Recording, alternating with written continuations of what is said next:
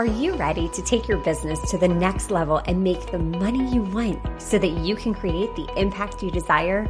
Then you're in the right place. It's possible to run a successful business built around your life. Get ready for a little bit of tough love and a whole lot of strategy to grow your business without sacrificing your sanity. If you're ready to get out of your own way and step into the role of CEO, then let's go. I'm Amy Traw, and this is the Motivated CEO Podcast. Welcome back into the Motivated CEO Podcast. Today, we are demystifying one of those topics that, let's be honest, when we hear the word accountability, can kind of send a chill down our spines, because at the end of the day, accountability is really ownership over your actions or lack thereof. And today's guest put out an amazing post a while ago on Instagram. I'm like, you know what? She needs to come on the podcast because we need to talk about this topic, because it's true. When we take that accountability and ownership, that's what's going to move the needle forward in our business. So without further ado, I would love to welcome in Amanda. Welcome to the podcast. Hello. Thank you so much, Amy, for having me today. I'm really excited to dive into this topic and really kind of take the ick out of accountability. But before we do that, tell us more about yourself, who you are, what you do, and who you serve. Oh, I love that question. And this will be really interesting. I'd love to hear from people once they hear this, that very recently I was talking to someone and they said, have you ever tried to introduce yourself without any of your titles?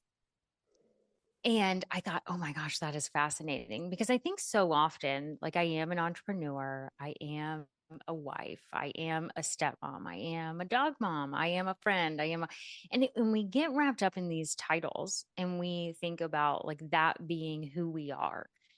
And so to introduce yourself without a title was incredibly difficult. And I still don't have really all of the answers, I'm sure, but I think it's really interesting. So when you say, like, tell me a little bit about yourself, which I like that phrasing, I would say I am a very driven person who loves the sunshine, loves being out, really loves and like finds joy when I can connect with my friends and lose track of time.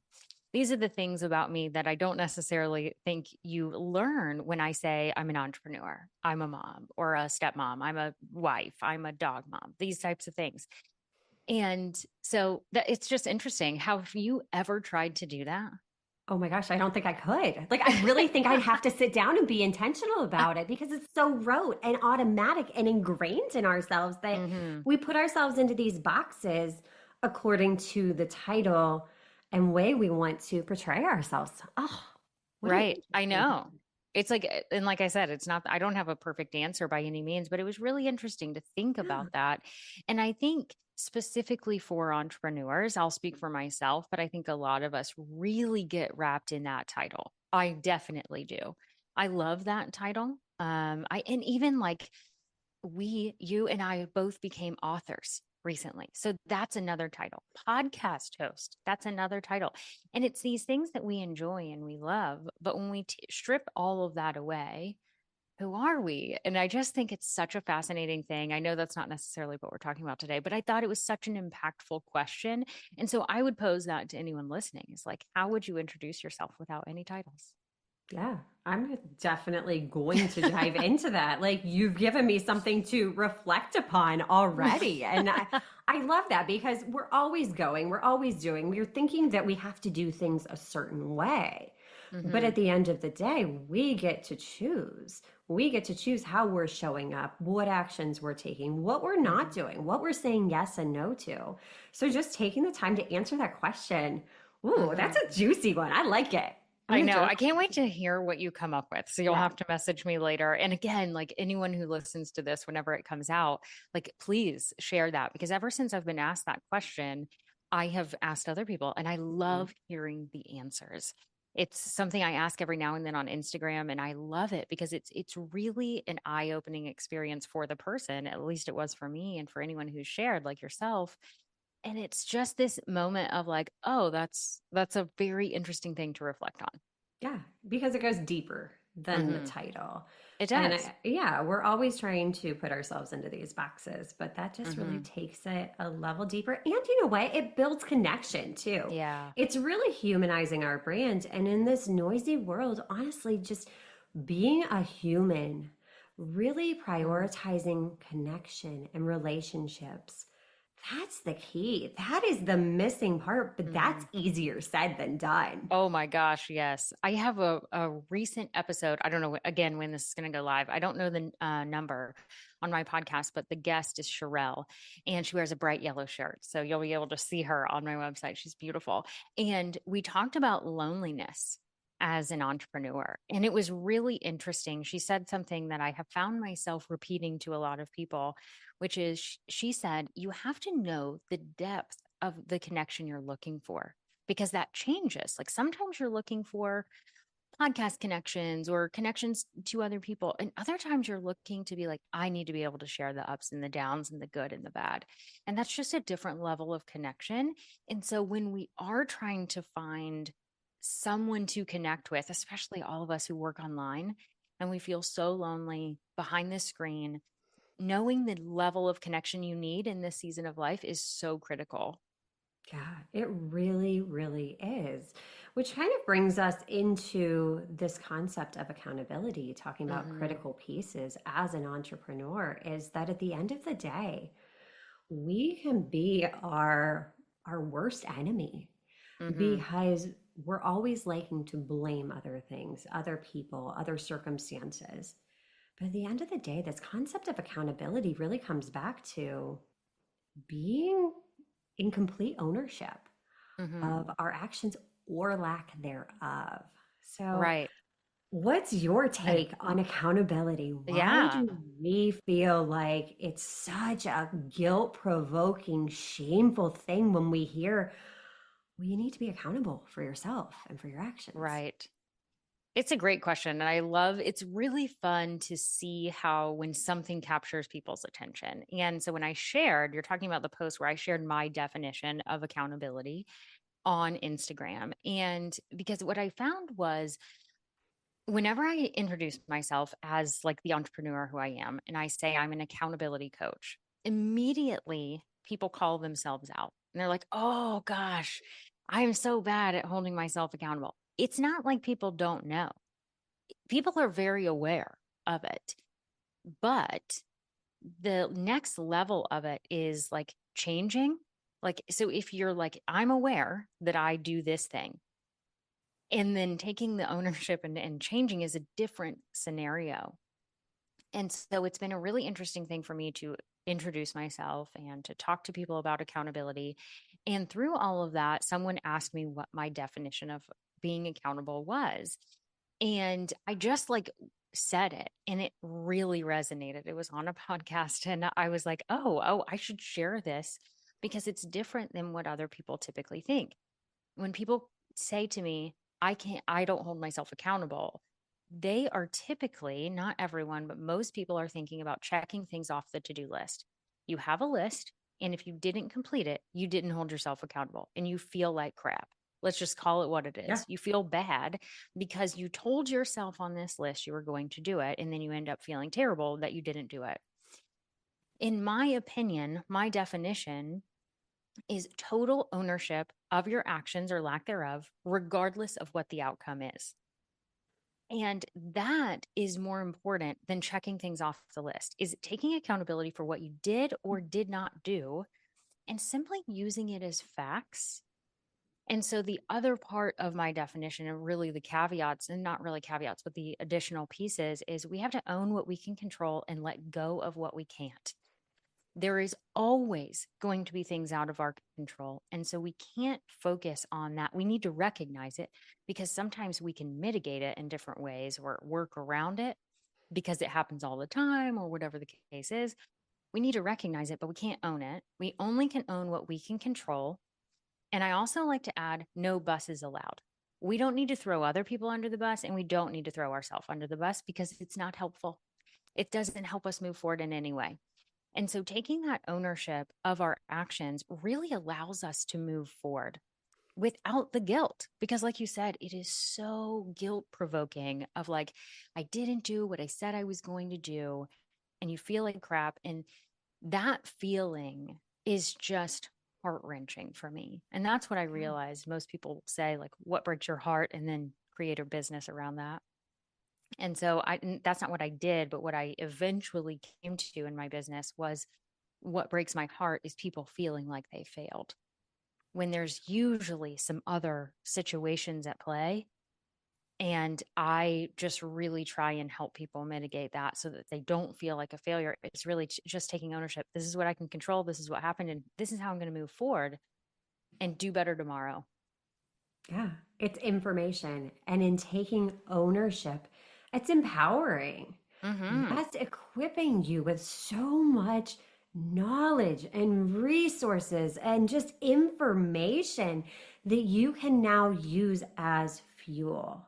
Mm-hmm. Because you're absolutely right. There's so much out of our control in this Right. world. But when we take that complete and total ownership of what we can control, that will propel us forward faster. Mm-hmm. Now we're keeping those promises that we're making to ourselves. Now we're living our lives for us instead of everyone else, because at the end of the day, it starts and ends with us. And another concept you mentioned too was, let's toss this to do list and stop basing our worth off of this endless checklist. And I will Right. fully admit it, I am a recovering box checker. I went through life with the success to do list. You go to college, you get married, you have the career, you have the kids, you have the house, you have the car. All of these things from the outside looking in, I was checking all the boxes. Mm-hmm. But it wasn't until I tossed society's to-do list to the side that I realized, guess what? At the end of the day, does any of that matter? So how have you overcome like the and how do you coach clients on this? Just the idea of getting out of that to-do list mentality that so many of us are just so attached to. And we're Right. basing our worth off of these little check boxes that really don't mean anything. Yeah. Gosh, there's so much in this one. So, the first thing I would say is if someone loves a list, because I love a list, I love crossing things off a list. I will add something to the list just so I can cross it off. Like that Mhm. is who I am. If that's who you are, use it to your advantage. Have the dang list and find the system that you think is the prettiest and celebrates you the most. When you check something off, there's confetti that goes off. Like find the thing that works for you, because I think a lot of people feel like, oh, I'm in this thing and I like this thing, but I need to like something else. No, use what works for you. And I love lists. So I have found the tool that I love the most. And I say, like, because it was the prettiest, because I used it. Like, these are the things that help me. If someone doesn't like a list, then ignore that. Don't use the list if that's not the problem. The problem really comes with what we put on the list, which is what you're talking about of like other people's expectations, other people's list. So evaluating the list would be the next thing that's really, really important, and checking yourself. And I find myself talking about being honest about what you want a lot.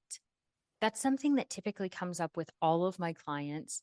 And we are terrible about being honest about what we want, but we don't really recognize it at first because we have been told what to want in a lot Yeah. of ways. I'm not trying to put blame on anyone else saying Amanda should want this, but the reality is I'm consuming information and I have to understand how that's impacting what my desires are. But your actions will really show a lot. So if you start to dig in and really understand, oh, what do I really like to do? What do I really want? And so not beating yourself up for setting the goal that wasn't really the thing or whatever. It's sometimes it takes a little while. Sometimes it takes working with a coach. There's a lot of people I work with because they're like, I don't know what I want. Yeah. And I need some support figuring that out. I'm not a therapist. I never tried to be or pretend to be, but um, in terms of like business desires, it's like, okay, well, what do you want to do? And getting to that is often hard. But once we can be honest about what we actually want, then we can be very intentional with what goes on the to-do list. The next very, very tactical thing I would say when it comes to to-do list is I actually don't, I say I love lists and I do. I don't actually love a to-do list because that's usually a running list, just one single list. I encourage people to have to-day list. What do you need to get done today? And most people are like, everything on the list. Well, that's not possible. We've lived our life and we know that's not possible. So we need to identify like what can we actually get done in the day. And chances are we're going to be wrong about that a lot because things happen in the middle of the day that change it or whatever. We're also terrible at gauging our time. Like let's just call it what it is. We're Yeah. really not good at that. And so you get better with time, but it's hard to understand what you can get done in a day. But the thing is, if you can have a today list instead of a to-do list, you'll feel at the end of the day that you did enough. That is what actually people want. You don't actually need to complete everything on the list. You need to know what enough is and taking that moment at the end of the day and saying, I did enough today. That is the magic sauce. Oh, so much to unpack there. I mean, it really comes back to getting honest with yourself. And that's one of the Mhm. first questions that I dive into when I'm working with clients. And it's the hardest thing for people to So understand. hard. When you sit down and ask yourself, what do I really want? It's hard. It Hmm. is so hard. And it's not easy to figure that out. And it's going to take trial and error. It's going to take some deep self reflection as to quieting the noise and really digging into what do you want. But when you do that, that's so powerful Hmm. in moving you forward and designing a business that you love. And another thing that you said that's so important is finding what works for you. There Hmm. are a million different solutions out there. And, Yes. I'm asked all the time, well, what's the best one? The Right. one that works best is the system that works best Yeah. for you. Our brains all function differently. So having that self awareness as to, okay, how do I function? What is going to help me? Again, it goes back to getting honest with yourself, knowing yourself, and then being intentional so that you can prioritize. I mean, for me, I absolutely experienced the time shiny object thing where it's like, oh, I can get these 80 things done in one day. Yes. Like, wait a minute, there's only 24 hours in a day. And then you feel defeated because Right. we're so focused on what we did not accomplish that we forget about all of the things that we Hmm. did accomplish. And it just becomes this endless thought loop.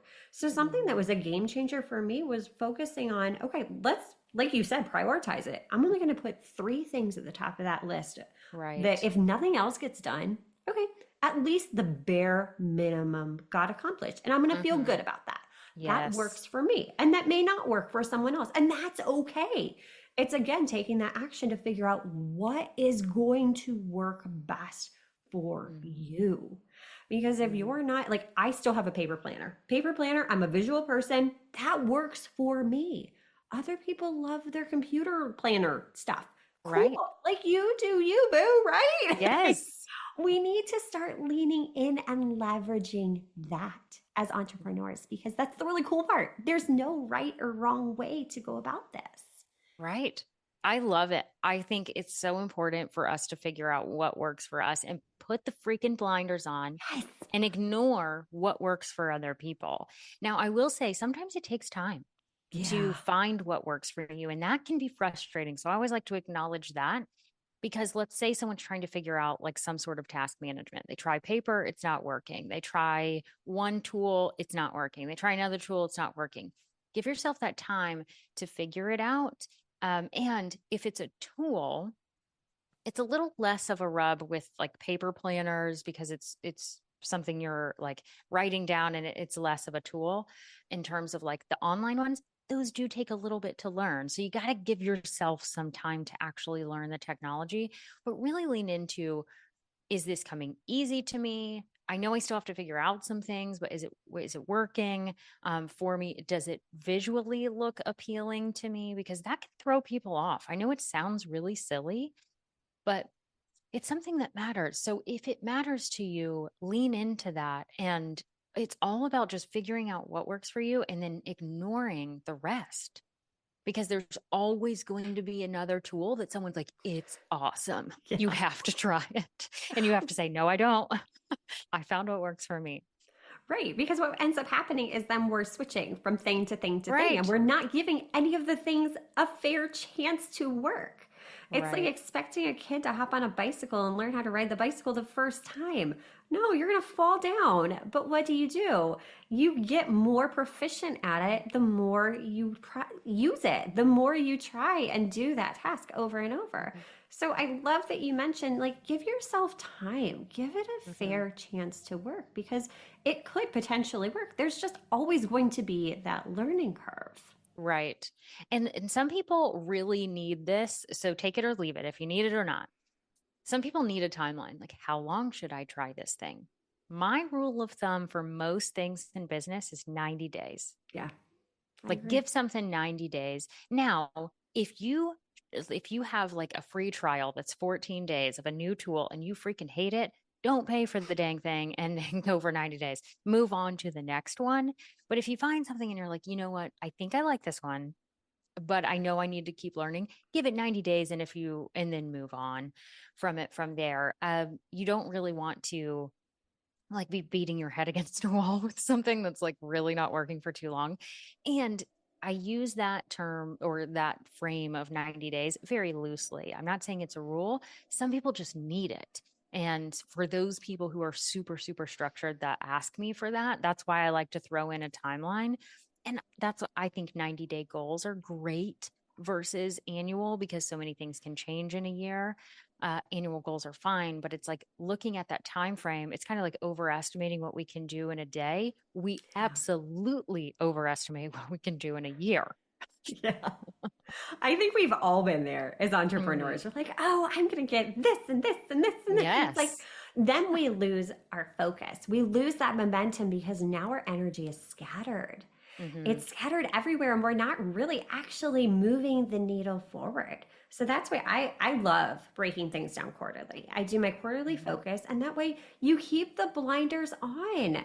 And then at the end of the quarter, you stop for a minute and assess, okay, how did it go? Where am I now? And where am I going?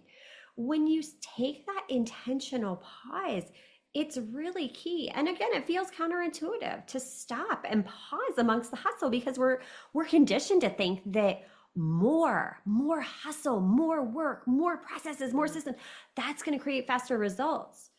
But the inverse is true. Sometimes you have to slow down just a little bit, throttle back to assess and analyze so that you can speed back up. It's like refueling on the Hmm. highway. You've got to put the gas in the car in order to keep it going. You can't just expect to drive. Like, I'm in Ohio. I can't drive to California on one tank of gas. It's not realistic. Right. I love what you're talking about because we have to do that. But for people who are really driven, high achieving, it's like the opposite of what we want to do. Right. And I'm not going to put words in your mouth, but I'll say that I believe this for myself and many people that I work with. When we have that mentality, when we have that characteristic of wanting to go, when things get stressful and they're not working, we double down and keep Mhm. going faster and harder and doing more. And it's the opposite of what we need to do. So I have learned that I need reminders to do Mhm. that. 90-day goals certainly help with that so that there is that intentional pause. And also, we're talking about accountability and taking ownership of things. And one of the things that I think is important to distinguish is the difference between busy and productive. Mhm. Being Yes. busy, by my definition, I make definitions up all the time. I love it. Uh, so, by Here my for it. definition, being busy is constant action. Being productive is intentional action. And so, when you think about it, like for me, what I recognized, which is highly uncomfortable for me, so I'll just call myself out on that. I love being busy. I enjoy movement. I enjoy getting things done, doing things. I feel productive when I'm busy. That's not the case. Productive is intentional action. So it's often less things that actually got crossed off, less things that I'm working on, but they move the needle forward more. Yeah. And so I'm calling myself out on that because I think a lot of people are nervous to admit that they love being busy. And we just need to, it's all about owning what's happening. Like, I love being busy, so I have to take ownership of that. And okay, Yeah. well, how can I mitigate against that? Because I know I love to fill my calendar with things and my task list with things. How can I be more productive instead of just busy? What it has allowed me to do is I get a lot done in a day because that is a characteristic of mine. But now that I know what to work on and be intentional with it, I can be working on the right things instead of just anything. Yes, you are speaking to my soul. Oh my goodness. I seriously, I could talk to you all day, but in the interest of time, we are going to wrap this up and take what Amanda taught you in this episode and give yourself a little bit of grace. Give yourself permission to start running a business in a way that feels good for you, to toss aside everyone else's expectations and really reformat that to-do list and move the needle forward intentionally.